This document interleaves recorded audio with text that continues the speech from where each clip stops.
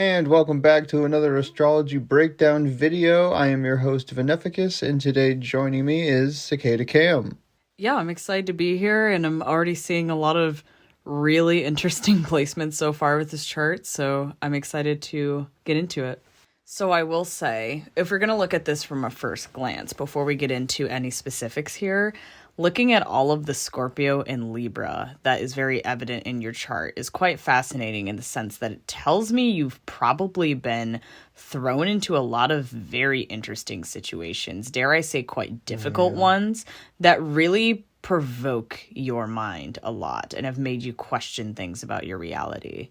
Yeah, and the thing I'm seeing especially with the Libra and Scorpio, I see you as like the mediator of very emotional situations. Yeah. Like your family or your close friends would always put you in the situation of like romantic affairs. Right. Or like, oh my God, what do I do? I'm so stressed out. And then you would be the one that would just come in and save the day with some really sound advice, Yes, absolutely. Like, you just naturally are inclined and or just put spontaneously in these positions where you just have to make a choice.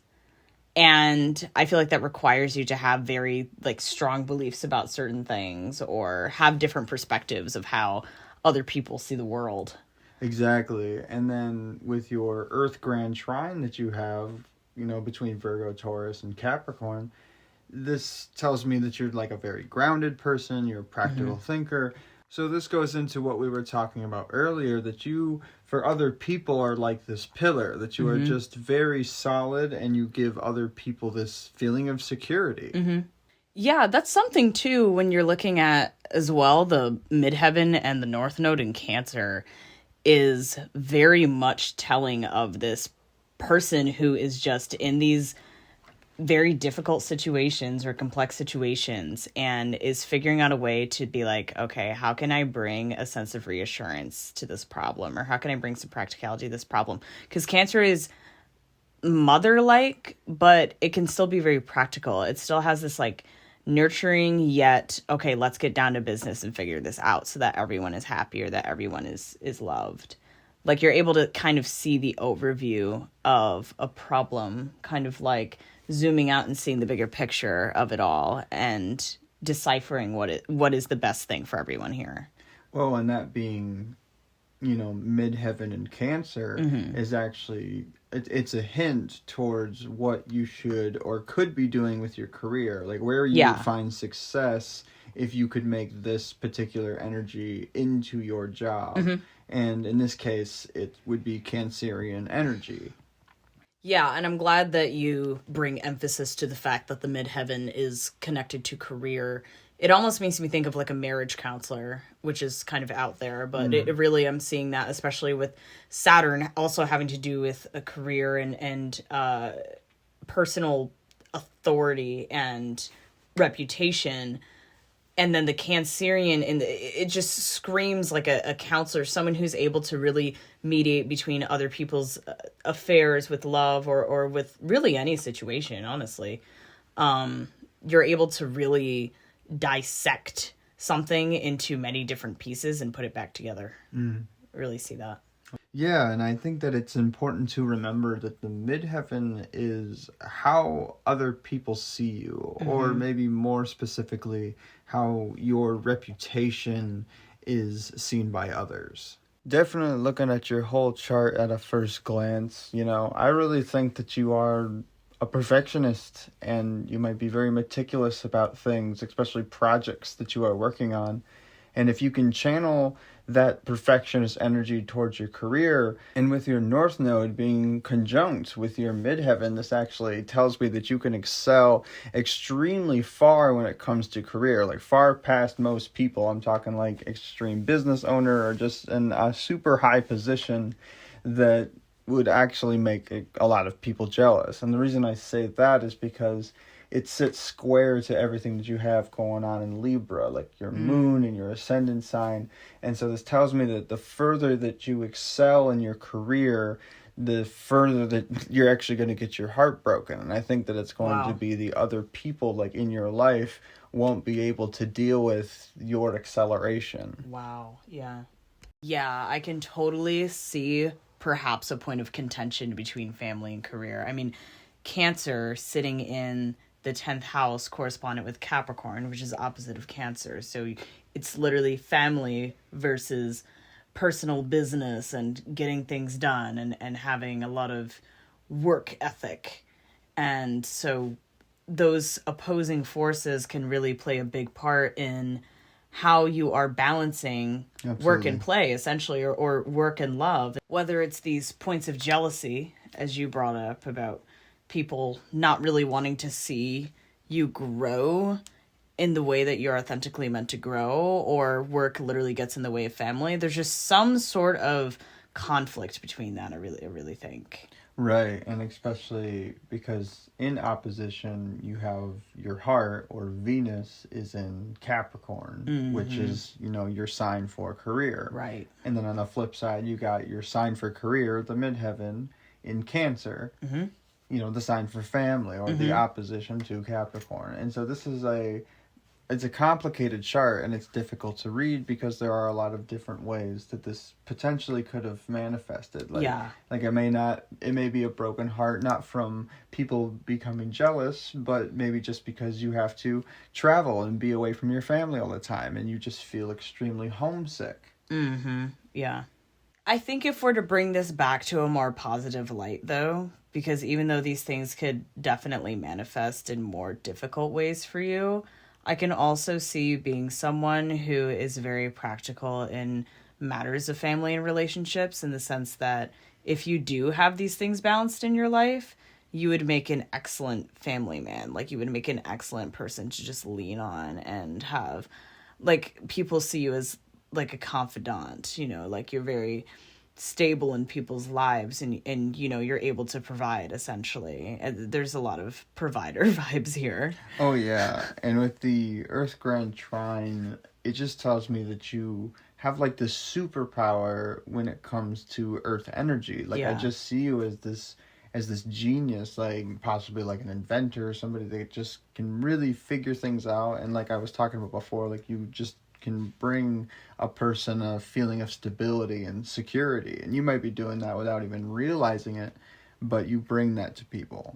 And you teach them things. All this talk about work makes me look directly at the Mars in Virgo, literally the planet of passion and pursuing and willpower and masculinity in the sign that is associated with work. And so you might actually prefer to be someone who is looking at how you can build yourself up and be a successful person in this world. Like, what can you bring to the table? Virgo is someone who is like, I want to be of service. How can I be of service?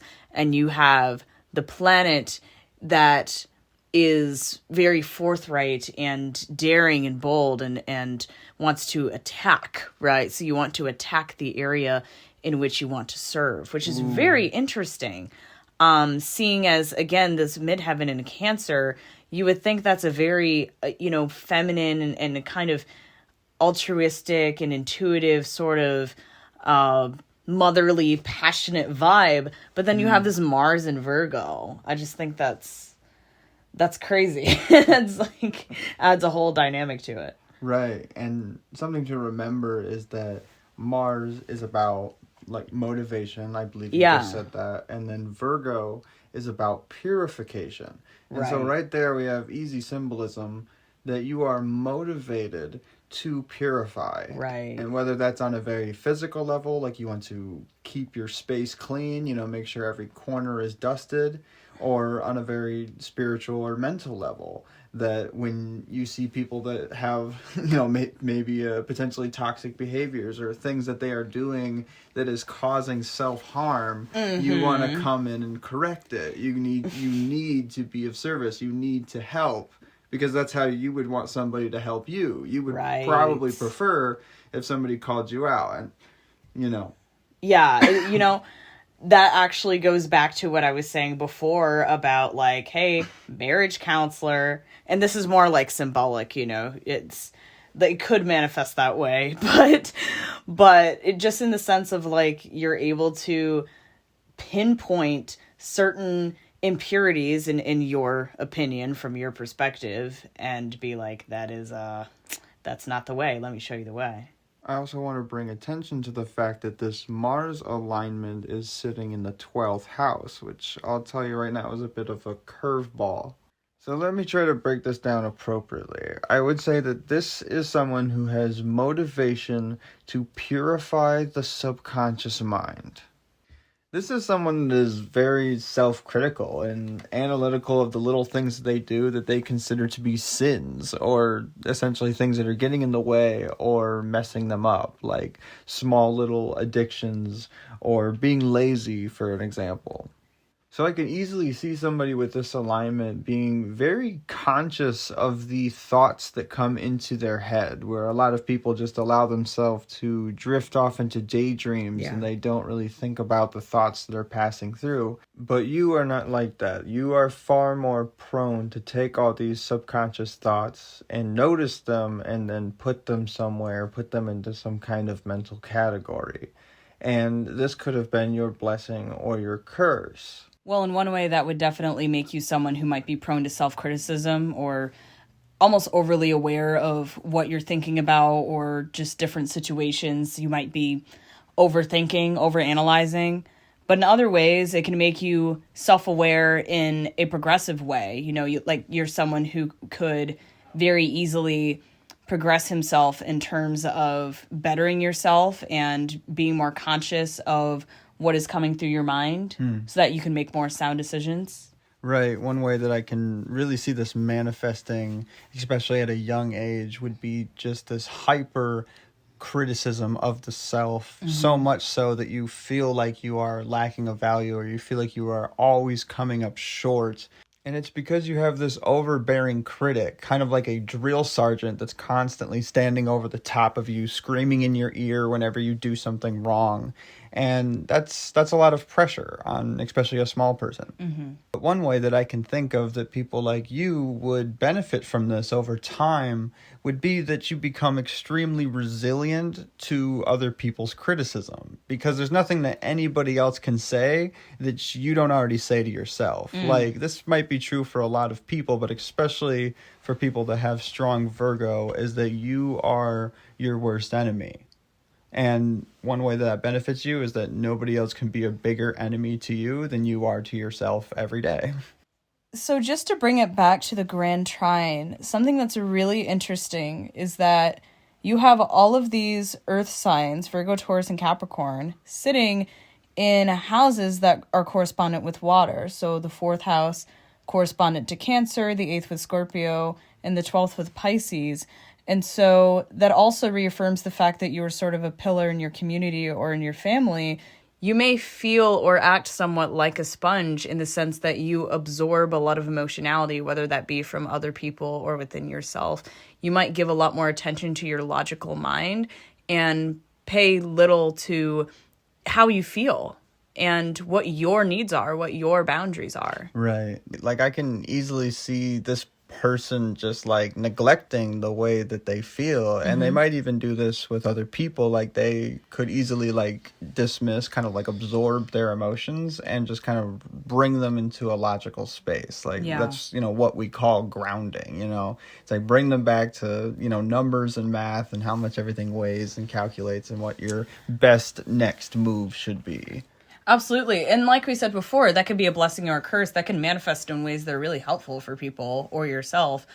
I think that there are times that we really need that logical and calculative side to handle different situations. But at the end of the day, you need that balance, which is, interestingly, another correspondent to Libra, which is your moon sign connected directly to your emotionality. And so you emotionally have a need, whether you recognize it consciously or not, for balance.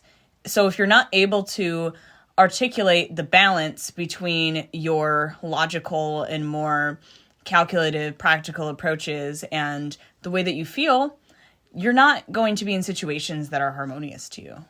Right, and especially noticing right now that Saturn is sitting conjunct with your moon as well. And so Saturn's just sitting there, making it all the more difficult for you to really engage with your own emotions. Right. So this is Saturn in the first house, Saturn conjuncting your ascendant sign and your moon. And so I see this as a suppression of your protagonist energy. Like you feeling like you can just be yourself. Like not just the developed personality that you've made to show everybody else, not the mask that you put on. I'm talking about like the genuine you, like your real feelings about things. Sometimes I feel like you might get all wrapped up in this Earth Grand Trine thing where you gotta use your superpower to ground everybody and to bring practicality or help everybody in that way. But what about you? What about the way that you feel? When are you gonna balance that in?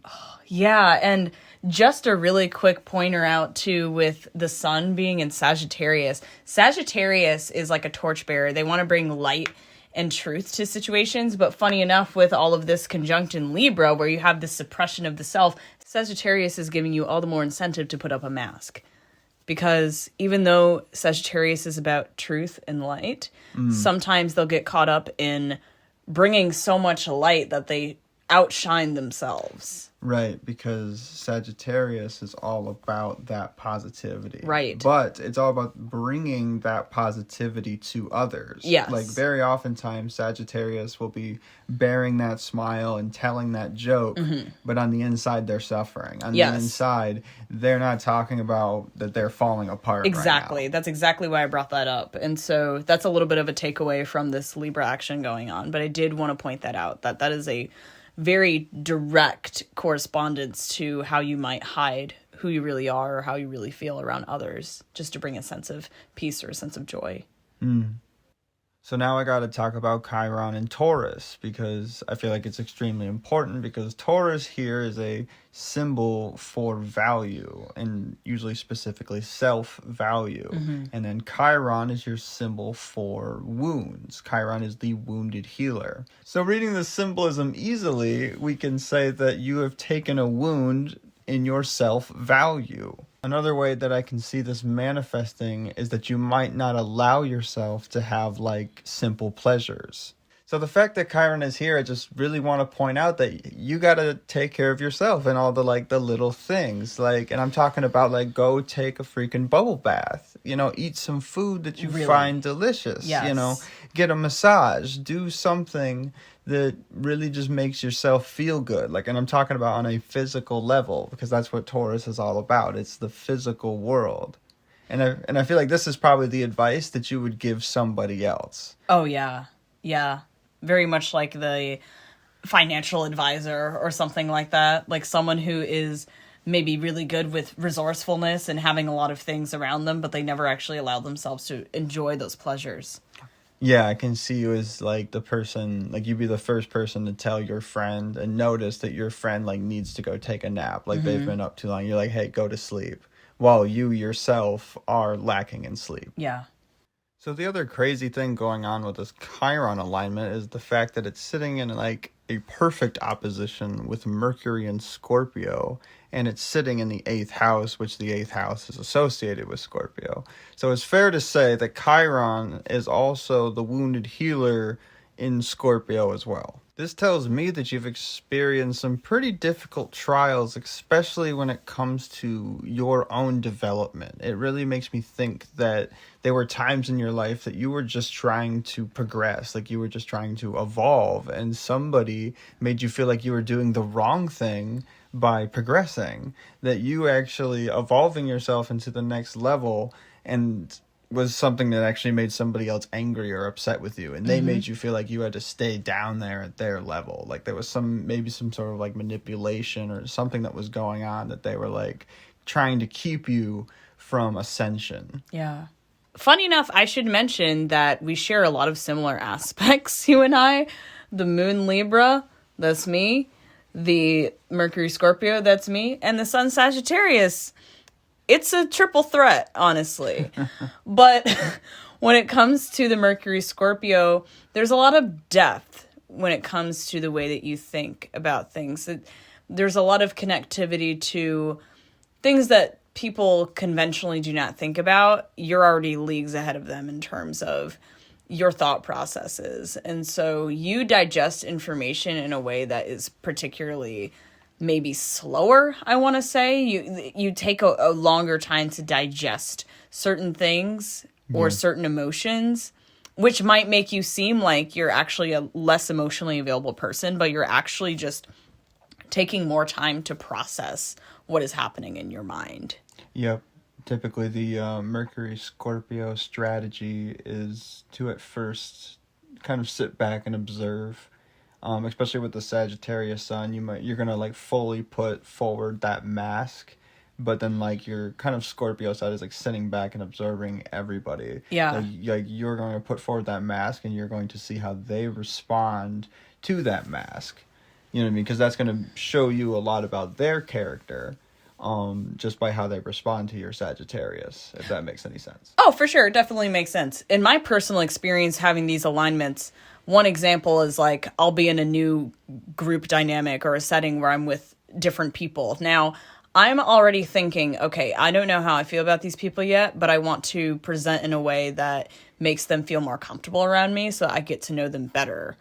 Ergo, I have more information about them without just straight up asking, hey, what are you about? So I will use the Sagittarius mask to seem very jovial and funny and witty, and people feel more comfortable with me, so they let their guard down. And that's when my Mercury Scorpio comes in and uses that little stinger and is investigating how everyone is acting and observing little details.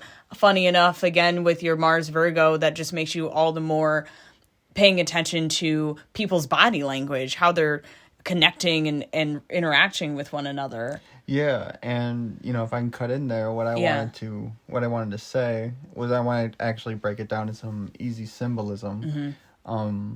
Is that you got Scorpio, and what is Scorpio? A scorpion.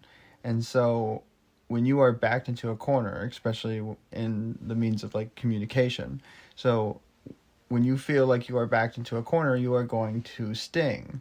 Yeah. And so when do you feel like you're backed into a corner? Your opposition in Chiron. When you feel like you're being devalued, you are going to sting. Wow. Yeah. But I do want to point out that Taurus on the body corresponds with the throat. And it's in opposition to Mercury, the planet of communication.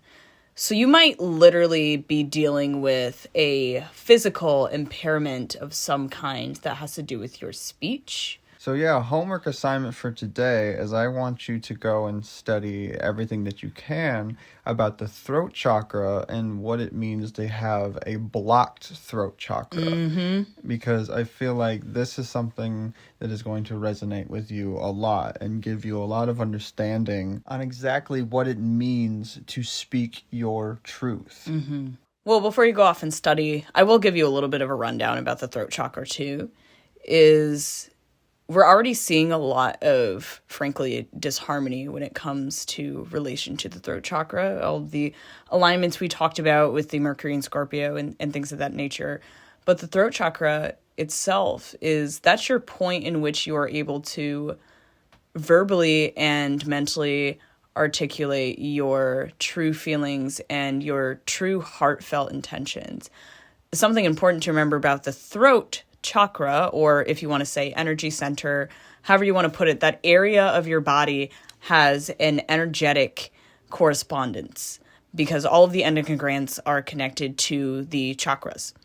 And so if we're going a little bit further down, what's beneath the throat chakra is the heart chakra. So you're going from blue to green. And so if you do not have a stable foundation in your heart chakra, so this is your self-value and your self-love and how you express and give love and how you're receiving it, you're going to have a natural disharmonious relationship with your throat chakra. You're not going to be able to express your beingness and your love in the way that you are meant to on this earth. You have a specific meaning and a purpose and a value while you are here, and your throat chakra is your means of expressing that value, giving it out to the world. It's not always about how you speak, but sometimes the throat chakra is about simply what you are doing in your community and in the world that is showing everyone, hey, this is me, this is what I'm about, this is what I'm here to do. And there, I believe, have been some hindrances in regards to what you believe is valuable when it comes to your abilities and feeling like you deserve to put that out. So to be completely honest with you, man, this chart reading has been extremely emotionally for me personally, and because I really resonate and connect with the throat chakra issues and problems, because that's something that I also suffer with. But I just get this very strong feeling that you just have a lot of love to offer, and it could just be yourself that's standing in the way of being able to give that out to everybody. I'm seeing the midheaven in Cancer, and I'm just like, man, if you could just really harness this power of love that you have, that I feel like it could even excel you in your career. It's funny you say that too, considering Venus is sitting in Capricorn. Yeah.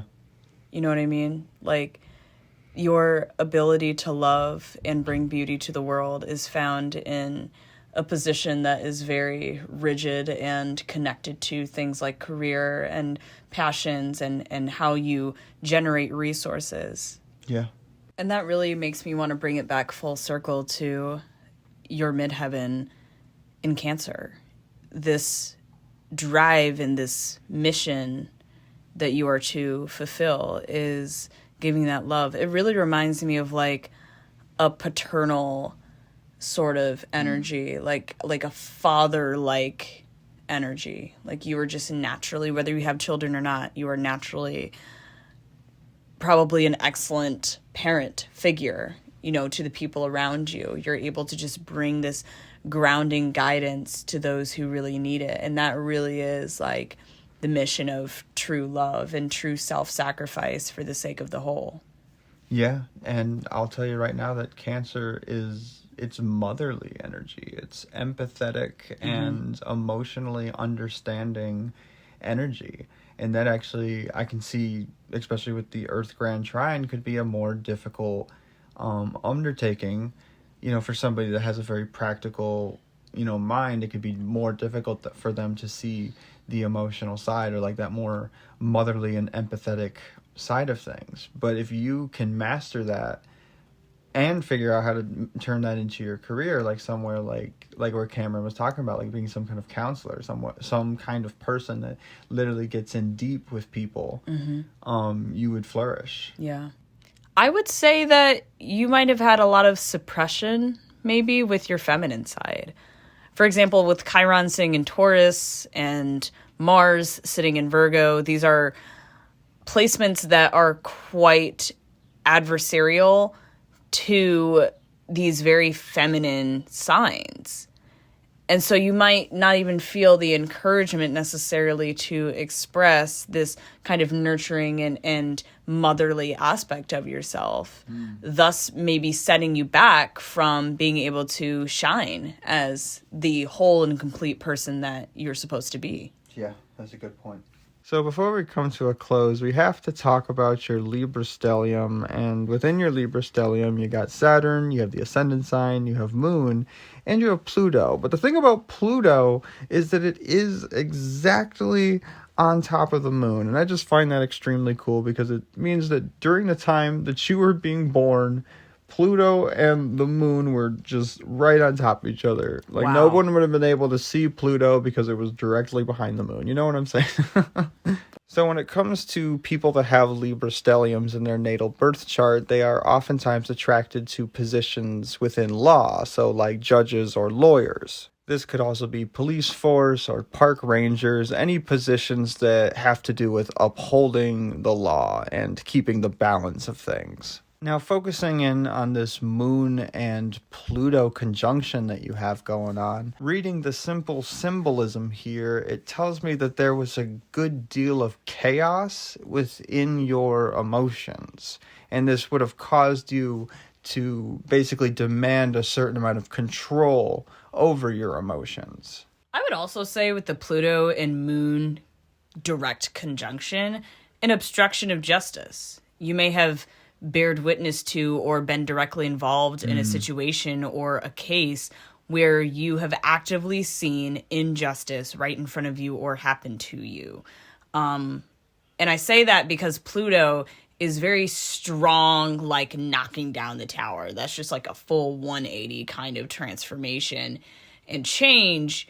And so in relation to Libra, honestly, this almost reminds me of like something so dramatic happens that a law needs to be put in place or a law is changing. Or perhaps on a microcosmic scale, your beliefs about a certain way that things are in society was completely transformed in some sort of way. Yeah, and with Saturn sitting in this conjunction as well, it tells me that you've always had to be the responsible one. Like, you were made to be responsible in these sort of situations. So with Libra, this has to do with justice. This suggests that you've had to deal with the justice system, like one way or the other, whether you were guilty or completely innocent, you were the one that had to stand up and be responsible for whatever happened. And maybe it wasn't as serious as like the actual law getting involved, but whenever it comes down to people not doing things the right way, you've always had to be the one that was basically forced to be the bigger person. That now you had to be the one that did the right thing, essentially. Otherwise, there would have been no balance at all. Yeah. It's always been on your shoulders to keep the balance, essentially. Well, we covered a lot of bases today, so I think we're going to start closing this out. I think we're going to start going into maybe some closing statements and wrap some things up.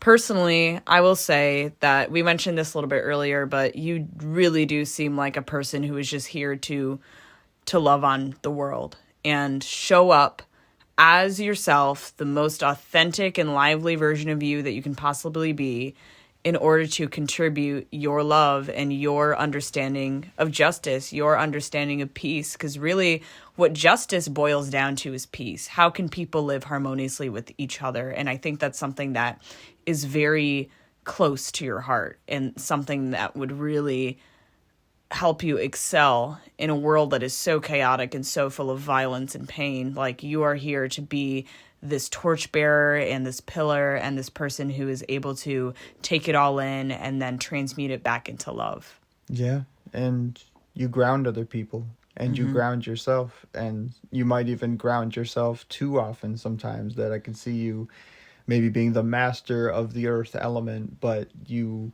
maybe have a scarcity when it comes to the astral, like maybe you have to allow your imagination to go a little crazy sometime, to give in to the the illogical, the emotional side of things. Yeah, not everything is so set in stone. Not everything is so literal and practical. You kind of have to take a dive into the mercurial waters, if you will, your Mercury Scorpio, and don't be afraid to go a little bit deeper with people. Well, and one thing I always like to do with somebody who has like a very scientific mind is challenge them to actually study things that they think are completely ridiculous and apply their scientific mind to it. Like, actually seriously apply the scientific method to these things that you think are so crazy. Yeah. If you doubt astrology, then put it to the test. If you doubt magic or these other, things that people claim, really put it to the test, the literal scientific method, and see if it stands up, and then, post your findings. I want to read them. Oh, yes. I really feel like when you apply skepticism to things that are a little bit more illogical or considered unconventional, that's actually like a superpower, because once you can transmute your skepticism and your questioning about things into belief, you're going to be a strong-ass magician. Yeah, and then Scorpio Mercury in Scorpio. You have a mind that wants to uncover and get to the deep, dark secrets that are hiding. Yes. Well, and then the Sun Sagittarius is higher knowledge, and the taking the adventure, taking the leap into territories unknown so that you can discover the truth. Oh, that's great. Yeah. Yeah. Well, we really appreciated this time studying your chart and going into all of these really interesting tangents about all these energies going on within your mind. And it was really eye-opening for me, and I hope that was for you as well. So, Yeah, I will tell you, man, that you have a very complicated chart. You're Mm-hmm. one of those people that basically your houses are backwards from your signs. And Yeah. so every sign basically lines up into its opposite house, which can make this a very complicated chart to read. Mm-hmm. And so I really hope that you got something good out of this. So if you are watching this and you are also interested in having me and Cicada Cam read your natal birth chart, then you really got to get signed up with us, and we will love to work with you guys. So just yeah, go through and hit the link, follow us up, and we'll see you on the other side and stuff. Yeah, it'll be great. Bye. Bye bye.